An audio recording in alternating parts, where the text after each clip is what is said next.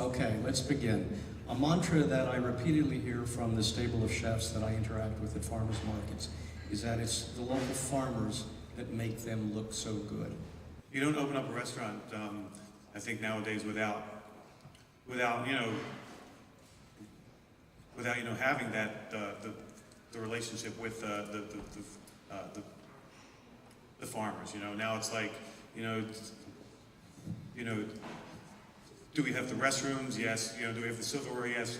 Do we have the relationship with the farmers? Yes. I mean, you're just not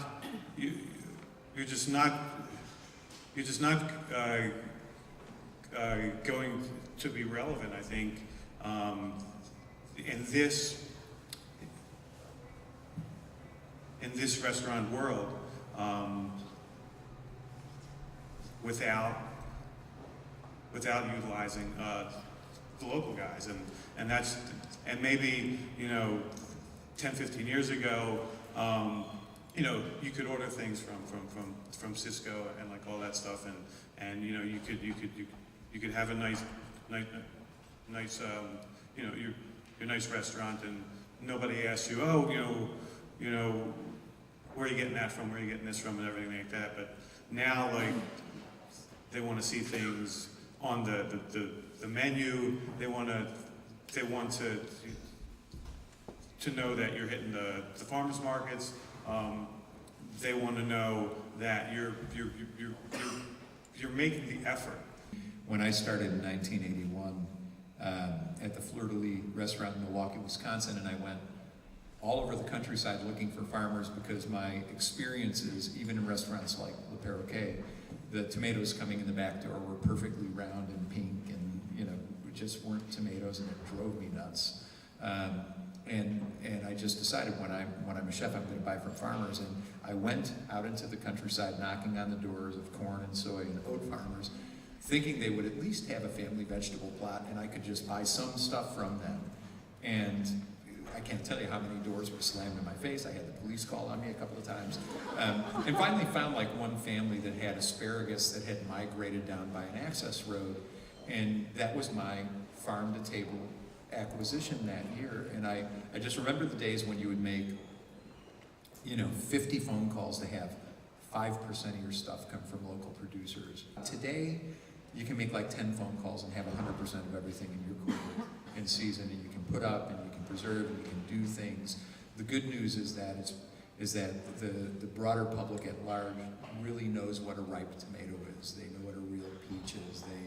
They've really placed a value in that, and they also have this really true, pure awareness of how the decisions that Paul and I and Mark and other chefs make directly affect farmers like Dave, and there's this kind of social, neighborly value chain that goes along with it, where you really feel like you're getting multiple placements for your buck, because you spend a bucket at Vetri, and that bucket Vetri goes to a lamb farmer, which then goes back to the movie theater, which then comes back to the restaurant, and they understand that they're supporting economy. So I just think from a flavor perspective and a social awareness perspective, there's no better thing to do than this, and I'm just happy it's becoming more normal. We've come a long way. I mean, I remember going to farmers markets in Chicago 25 years ago at Federal Plaza, and there were a few farmers there. Mostly everything still had the labels on it from, there were no rules at the time. Washington State. Red peppers from, Florida and all that stuff there. But there was one farmer there that I still see at all the markets, and a couple actually, and I've cultivated relationships with them over the years, and they grow things for us, and we try to reinvest in their businesses in a lot of different ways. But I don't think the public is as aware as one might think about what. Yeah, I remember when I started going to markets 25 years ago, everyone was like, oh, yeah, it was sort of an underlying thing, buzzword, oh, farm to table, you gotta buy from the farmers, but there were no chefs at the market 25 years ago, very few. From the farmer's point of view, the business we do with restaurants has been the market we have sold into that has pushed us all to become better farmers and to expand what we do and to change the nature of our farm. But it has also become one of the now several marketing avenues that we use. We would never have gotten off the ground without the chefs, but now we we're looking at new frontiers that involve some restaurants, but also go in a lot of other directions. As we get bigger, we need bigger markets. And so there are now some people and some of the big food people have figured it out as well. I mean, you can now like get your heirloom tomatoes the end of June, and some of them are pretty good. You can get some salad greens year-round from big food companies that are pretty good.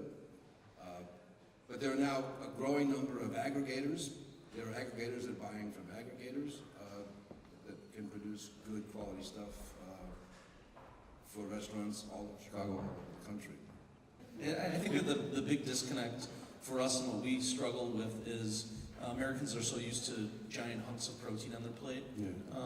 You know, as a society, I think we eat far too large of portions of protein, and people are used to getting a giant hunk of meat that they have to take half of home. You know, we own a butcher shop, and I think the majority of people walk in there and look at the local meat, you know, pork, beef, lamb, etc., from amazing farmers, and they have a heart attack because it's so expensive. And believe me,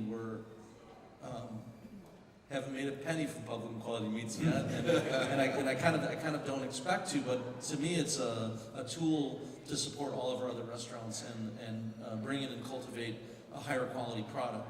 So it's sort of a labor of love, and I think that relates to vegetables. You know, for us in the market season, which we attack, all of our food costs and all of our restaurants go up.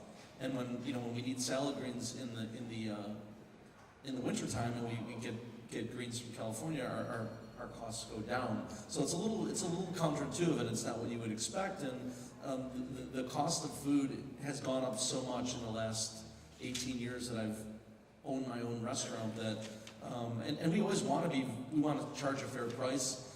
We just can't make it unless we charge what we need to charge, and I think people need to be really cognizant of that. And you know, it relates to so many other issues. You know, we're farm to table because we want to know the farmer. We want to know how he treats the animals. We want to know what he uses on his crops or doesn't use. And there are so many giant problems in our society, health-wise, obviously, that have come from commercial farming over the last I don't know how many years. So it's a broad topic, and there's a lot of issues and problems that become unearthed when you talk about a farm-to-table restaurant. And you know, of course, a restaurant that's not open can't be organic or sustainable. It can't be anything because it's not open. So a lot of it is about balance and figuring out what you can and can't serve. And for me, that's been the challenge over the last 18 years.